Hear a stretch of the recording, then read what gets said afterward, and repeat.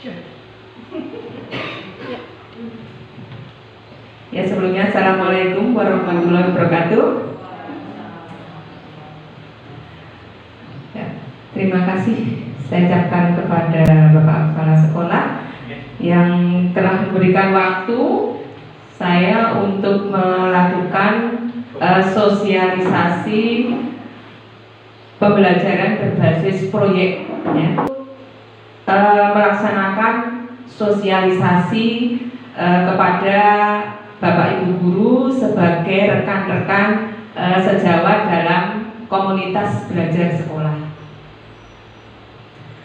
Sebelumnya untuk menarik semangat, kita membunyikan dulu ya SD Kedongpring. Coba anak-anak semangat. Bapak Ibu Guru coba jam segini semangat enggak? Semangat atau tidak nanti? Ini saya rasa semuanya belum makan siang ya. Oke, saya kesemangat. SD Kedongpring sehat semangat berprestasi. SD Kedongpring sehat semangat berprestasi. Baiklah Bapak Ibu, siang hari ini saya ingin melakukan sosialisasi tentang rencana tindak lanjut yang merupakan kelanjutan tugas akhir dari program diseminasi pendidikan jasmani yang dilaksanakan selama 3 bulan. Melalui program ini nanti saya berharap kita dapat berkolaborasi, terutama untuk semua kelas.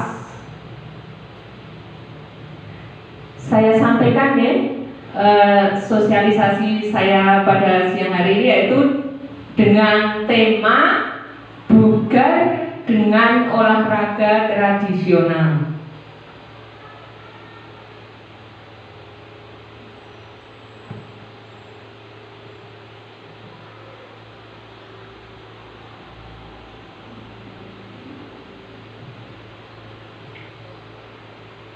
Bugar dengan olahraga tradisional. Latar belakang dari mengambil topik ini adalah yang pertama, permainan tradisional itu merupakan salah satu warisan kekayaan budaya yang harus dilestarikan. Permainan tradisional banyak mengandung nilai-nilai sosial seperti kerjasama, saling menghormati dan saling menghargai, yang tujuannya yaitu untuk membentuk perilaku sosial menjadi lebih baik, di mana dengan aktivitas fisik yang baik diharapkan dapat mendukung kebugaran jasmani peserta didik. Di samping itu juga seiring dengan perkembangan zaman, permainan tradisional semakin jarang dimainkan oleh anak-anak.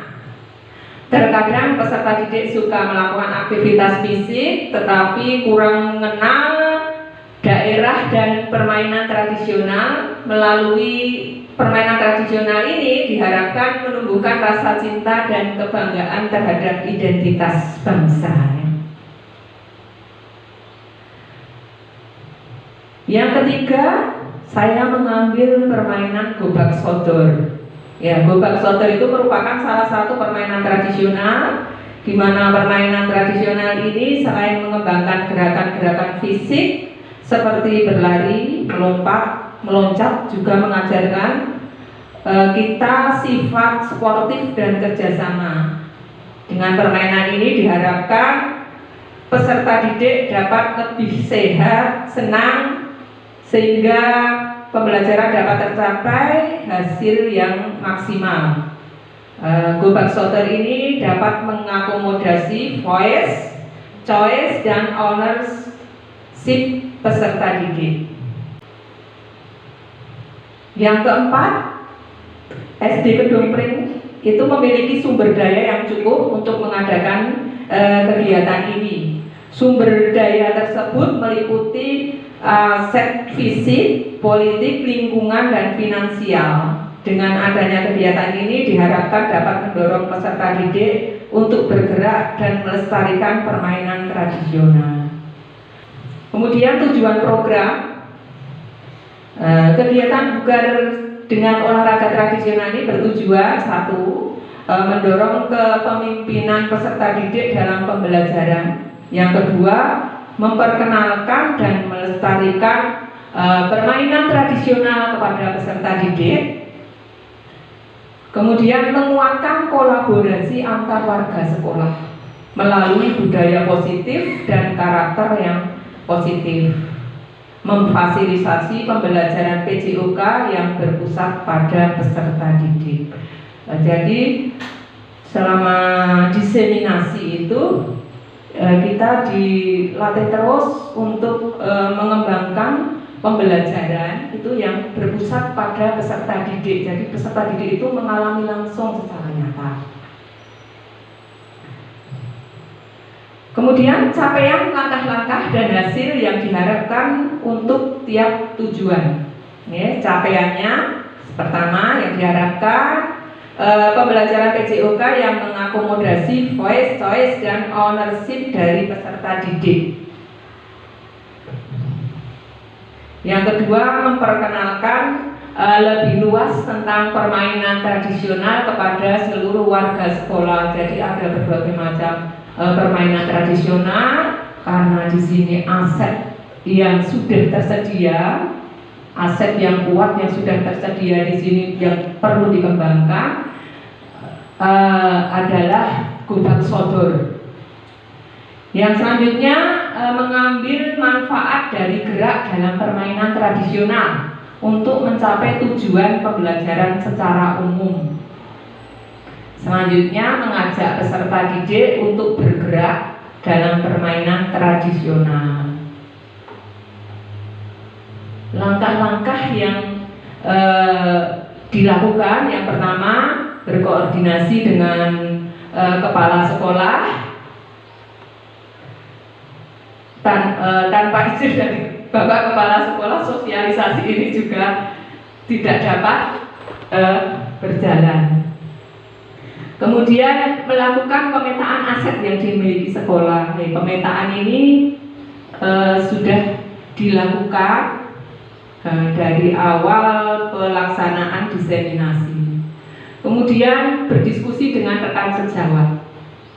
Ya, walaupun diskusi ini kadang hanya kita lakukan di ruangan guru, bagaimana perkembangan anak, bagaimana situasi gerak anak, ya, itu sekilas sudah kita melakukan diskusi. Kemudian sosialisasi terhadap peserta didik. Jadi program ini nanti berjalan, kita akan mengadakan sosialisasi terhadap rencana tindak lanjut. Selanjutnya ada pelatihan permainan gobak sodor, karena selama ini anak bermain gobak sodor itu sepemahaman anak-anak belum mendapatkan arahan mana permainan yang benar, mana permainan yang kurang tepat dalam pelaksanaannya. Kemudian dari langkah-langkah tadi dan capaian itu, hasil yang diharapkan dari program ini adalah mengadakan diskusi tentang nilai-nilai yang terkandung dalam permainan tradisional, mengadakan pelatihan permainan tradisional, kemudian mengadakan turnamen permainan tradisional. Jadi harapannya setelah selesai nanti masih kita ada waktu untuk melakukan atau mengadakan turnamen permainan tradisional, terutama permainan gobak sodor ini. Struktur program dan mitra dalam komunitas belajar. Struktur program. Kegiatan ini merupakan kegiatan kokurikuler, dapat dilaksanakan semua siswa pada fase B dan C. Mengapa saya memilih B dan C walaupun fase A nanti juga bisa? Karena secara bernalar kritis dan kemampuan bergeraknya itu di kelas B dan C itu sudah ada perkembangan dibanding kelas yang fase di bawahnya. Kemudian mitra dalam komunitas belajar. Yang pertama, kepala sekolah sebagai penanggung jawab terhadap berlangsungnya kegiatan. Yang kedua, guru sebagai kolaborator dalam memfasilitasi kegiatan dengan memanfaatkan aset sekolah. Yang ketiga, komite sekolah dan orang tua siswa sebagai pemberi dukungan yang lain.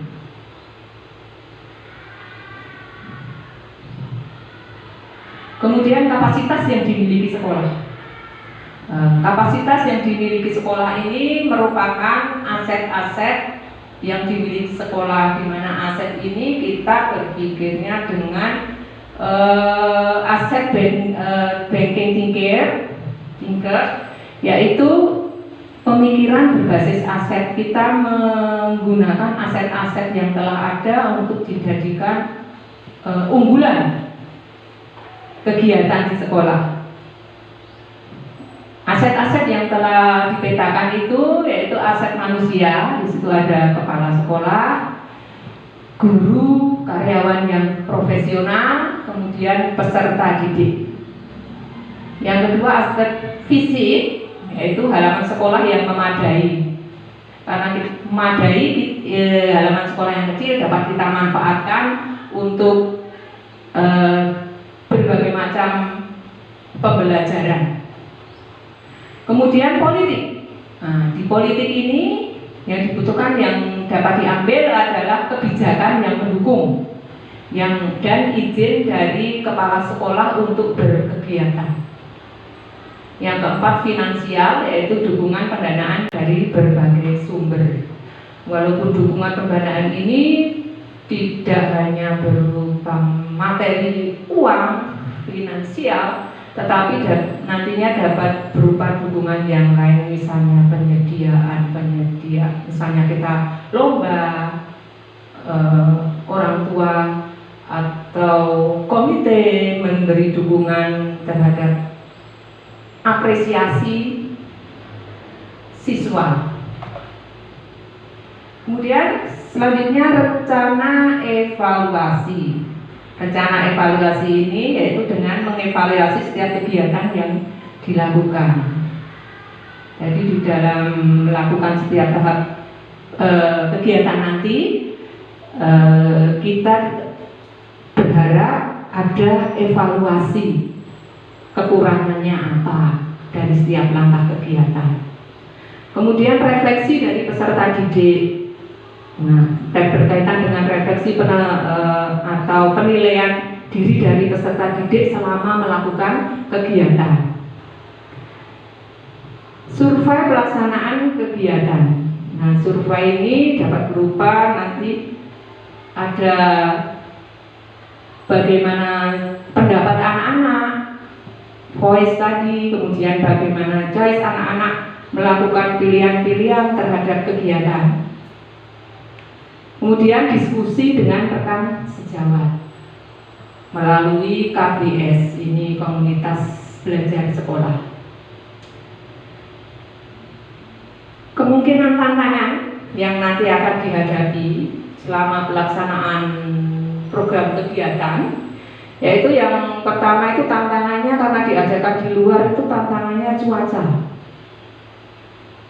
Atau mungkin nanti ada jadwal yang seharusnya dilaksanakan pelaksanaan kegiatan ternyata bertuburkan jadwalnya. Nah, solusinya di mana?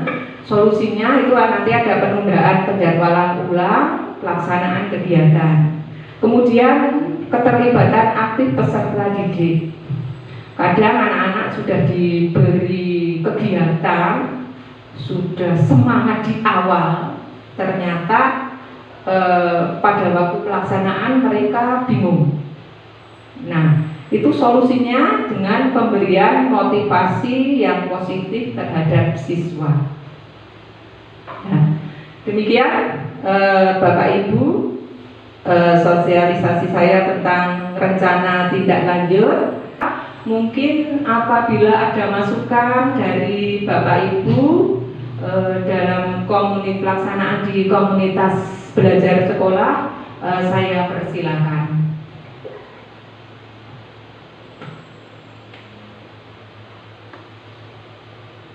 Bagaimana para wakal-wakal di kelas yang ditunjuk untuk sebagai fasilitator, misalnya ada masukan bagaimana pelaksanaan itu kan bisa ditambahkan di sini. Ini ada di pengembangan berbasis budaya. Ya, pengembangan berbasis budaya itu termasuk menghidupkan kembali permainan-permainan tradisional di sekolah.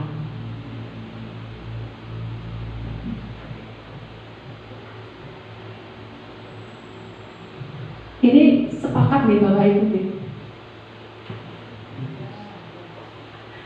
Atau mungkin ada masukan, monggo silahkan diberikan masukan agar nantinya kegiatan ini dapat benar-benar terselenggara dengan baik. Terutama nanti ada jeda-jeda waktu setelah SAS kita gunakan untuk kegiatan ini.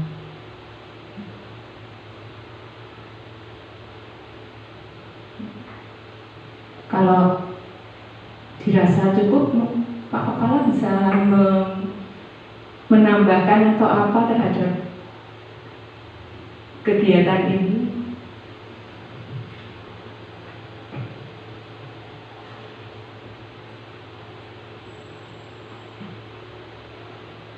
Atau tanggapannya terhadap program kegiatan rencana tindak lanjut ini?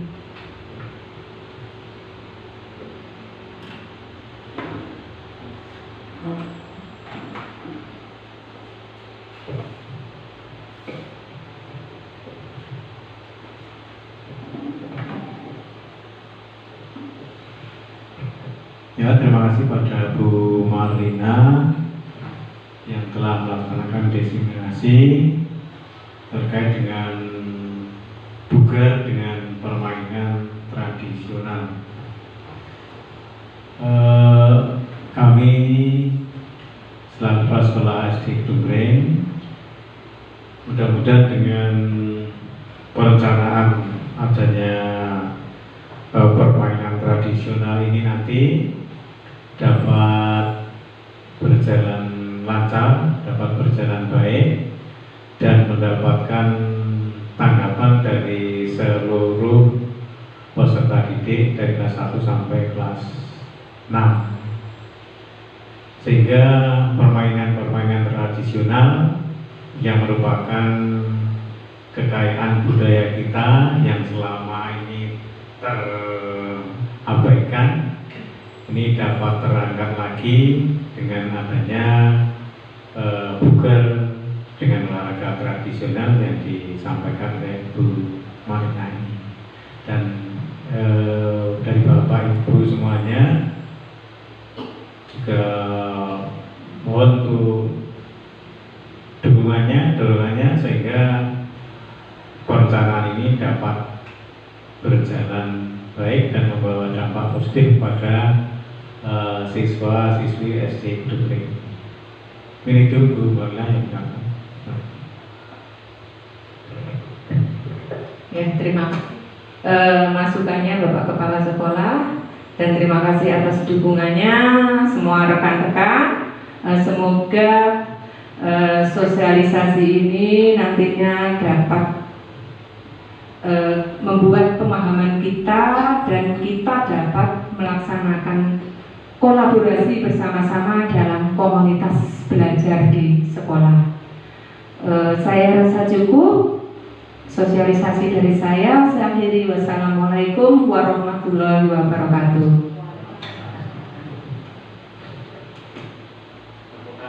Ibu masih semangat kan?